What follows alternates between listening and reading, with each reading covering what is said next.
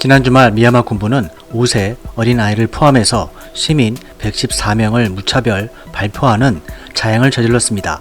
시민 100명 이상이 세상을 떠난 날 민 아웅 홀라잉 최고사령관 등 미얀마 군부 장성들은 호화 파티를 열어 세계를 경악해 했습니다.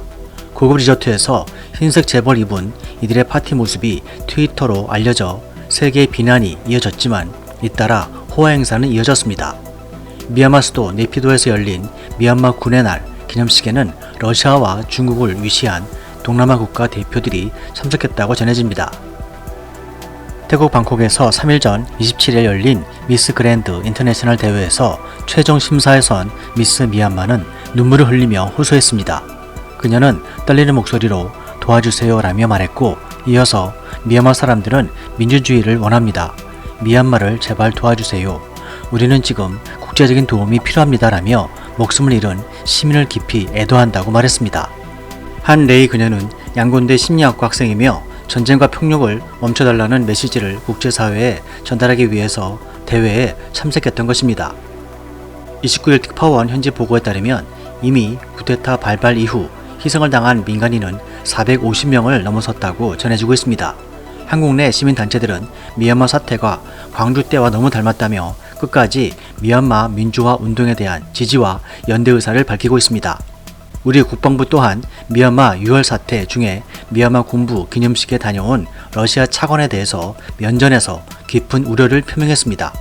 박재민 국방 차관은 방한한 러시아 안덱산드르 포민 국방 차관과 제4차 한러 국방 전략 대화를 개최했던 자리였습니다.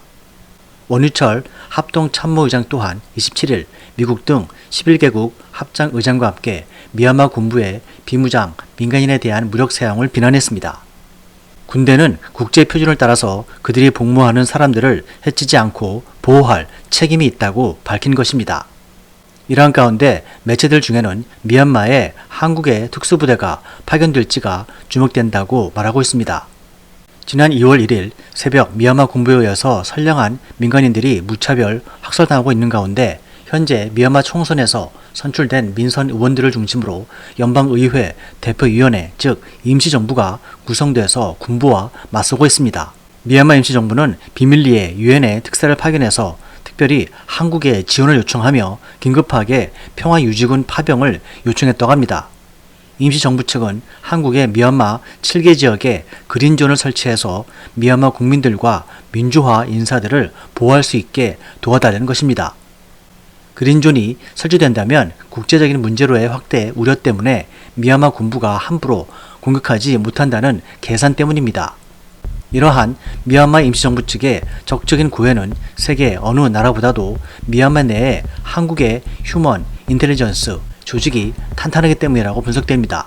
더군다나 현재 미얀마 곳곳에는 한국의 기업들과 공장 등이 운영 중에 있고 3,800여 명의 교민들이 거주하고 있는 상황도 민감한 부분입니다. 전문가들은 미얀마는 한국과 동남아시아에서 가장 파트너십을 맺기가 최적의 나라라고 분석하기도 합니다. 인구수도 5천만 명 정도로 비슷하고 무엇보다 문자의 구조와 문법 구조가 80%가량이나 한국과 같기 때문에 양국 간의 상호 언어 습득과 이를 통한 문화 교류가 매우 용이해서 민간 및 국가 간 밀월 관계 형성 가능성이 매우 높다는 것입니다. 더욱이 역사적으로도 거슬러 올라가면 한국과 미얀마는 매우 특별한 인연을 가진 국가입니다. 항일 독립운동 당시 영국군과 한국 독립군이 미얀마에서 항일 독립운동을 벌여서 국제적인 명분도 깊은 나라라는 것입니다. 1943년 2차 세계대전이 한창이던 시기에는 한국의 광복군이 인도에 주둔 중인 영국군의 요청에 따라서 파병되었고 미국과 영국, 대만과의 합작으로 미얀마 북부 버마 탈환 작전에 직접 투입돼서 대적 전선이나 문서 번역, 포로신문 등을 맡는 등 미얀마 해방에 직간접적인 도움을 제공했었고 우연히도 그 후 7년 뒤에는 한국 전쟁이 터지자 미얀마는 식량 등을 대거 한국에 보내주었다고 합니다. 88%가 불교 신도인 미얀마는 주변에 태국, 라오스, 중국, 방글라데시 등이 인접국으로 있습니다. 최근 미얀마는 중국의 급부상에 따라 전략적으로 경제 성장과 민주화, 친서방주의화가 강력하게 요구된다고 합니다. 중국은 오래전부터 남중국해와 말레카협을 거치지 않는 해상 출구인 미얀마를 늘 식민지화하려고 노리고 있습니다. 만약 그렇게 될 경우 영국과 미국을 중심으로 한 서방사회는 경제, 군사적으로 큰 타격이 될 수밖에 없습니다. 때문에 국제 전문가들은 한국이 미얀마 내에서 더욱 적극적으로 미얀마 현지인들을 위한 긴급 대책에 앞장서야 한다고 말하기도 합니다. 한국은 사실상 군국주의 일본을 제외하고 민주주의 국가로서 최근 D10 그룹이라고 해서 G7 본회의의 확대 개편을 통해서 서방 민주주의의 10개 국가들을 중심으로 한 연합체에 직접 가입하려고 하고 있습니다. 지난해 공식적으로 이미 영국에서 개최되는 G7 본회의에 올해 한국은 아시아 주요 민주주의 국가 자격으로 초청 참석하게 됐습니다. 전문가들은 향후 G7 본회의에 정식 멤버가 돼서 국제적으로 영향력을 끼치기 위해서는 아시아 지역 내에서 민주주의 보호 활동에 성과가 뚜렷이 있어야 하며 현재 당면한 미얀마의 민주화 운동은 이를 위해서도 적극적인 한국의 지원 전략 마련이 필요하다는 분석이 제기되고 있다는 것입니다.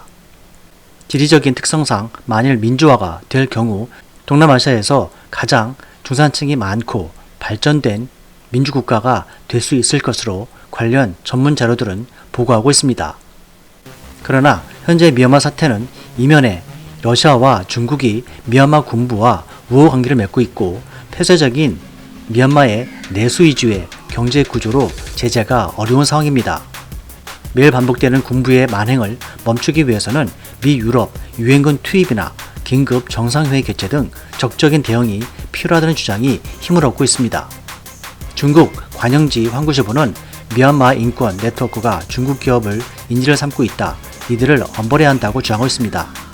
쿠데타에 의한 미얀마 시민들의 희생은 언급하지도 않은 채 오직 중국 국민의 재산 피해만 중시하자 반중 감정은 극에 달한 상태입니다. 중국이 미얀마 쿠데타의 배후 세력이다. 현재 세계 언론인들 사이에 기정사실화되어가는 소문입니다. 지난 1월 쿠데타 발생 직전에 중국의 왕이 외교부장이 쿠데타를 일으킨 아웅 hlaing 최고 사령관을 면담했었고 쿠데타 발생 후 중국은 UN 안전보장이사회에서 쿠데타 규탄 성명의 내정 간섭이라며 반대했음이 알려졌습니다. 표면적인 미얀마 군부의 쿠데타 이유는 2012년 국회의원 보궐선거에서 85% 몰표로 당선된 아웅산 수치가 NLD, 즉 민주주의 민족동맹을 이끌게 됐고 2015년 NLD가 총선에 압승하며 53년간의 지속됐던 군부 지배를 끝내게 됩니다.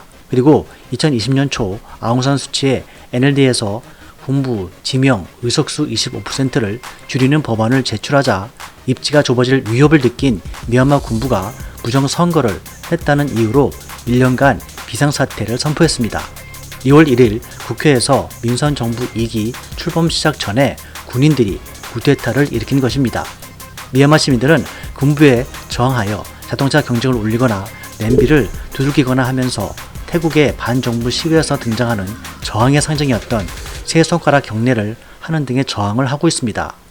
미얀마의 쿠데타를 일으킨 사람은 hlaing 최고사령관으로 그는 2017년 무슬림 소수민족인 로힝야족 학살 사건의 주범으로 인종 청소로 악명 높은 군인입니다. 100만 명 규모의 소수민족 로힝야족은 hlaing 최고사령관이 로힝야족 마을을 초토화시키고 수천 명이 사망을 하였으며 로힝야족 74만 명 이상이 방글라데시 난민촌에 거주하고 있을 정도라고 전하고 있습니다. 아웅산 장군의 딸이며 민주주의 민족동맹 NLD의 의장인 아웅산 수치 여사는 미얀마 독립 영웅 아웅산의 딸로서 영국인 남편과 결혼해 주부로 살다가 어머니 병 간호를 위해서 잠깐 귀국했다가 민주화 운동의 지도자로 급부상했고 현재는 군부에 의해서 가택연금 중입니다.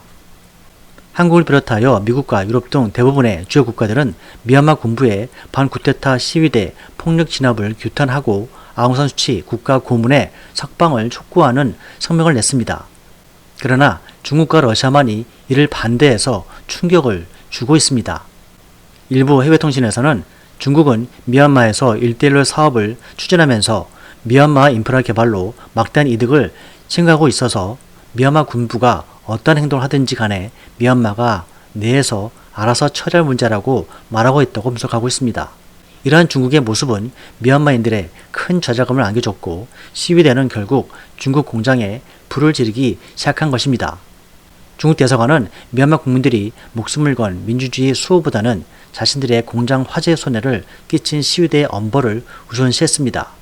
시위대를 이끄는 에이틴자 마옹은 중국은 미얀마에서 사업을 하고 싶다면 미얀마 사람들을 존중해야 한다고 전했습니다. 미얀마 시위대들은 200명 이상의 사망과 수천 명의 부상에서도 중국 기업과 공장 등에 불을 지르며 더욱 거세게 저항을 하고 있습니다. 미얀마 청년들은 시위에 나가면서 자신의 혈액형과 연락처 등을 몸에 적고 있습니다. 실제 지난달 20일 다리에 총을 맞아 숨진 미얀마 남성은 나흘 만에 사망 사실이 가족들에게 전해졌습니다. 그런데 놀라운 것은 이러한 시위들의 저항은 전쟁과 같은 혼란 속에서도 한국 공장과 건물을 제외한 중국 공장과 건물만을 공격하고 있습니다. 미얀마 국민들은 한국의 대통령과 수많은 한국의 단체들이 미얀마의 민주주의 수호에 도움을 주자 크게 감사하고 있습니다.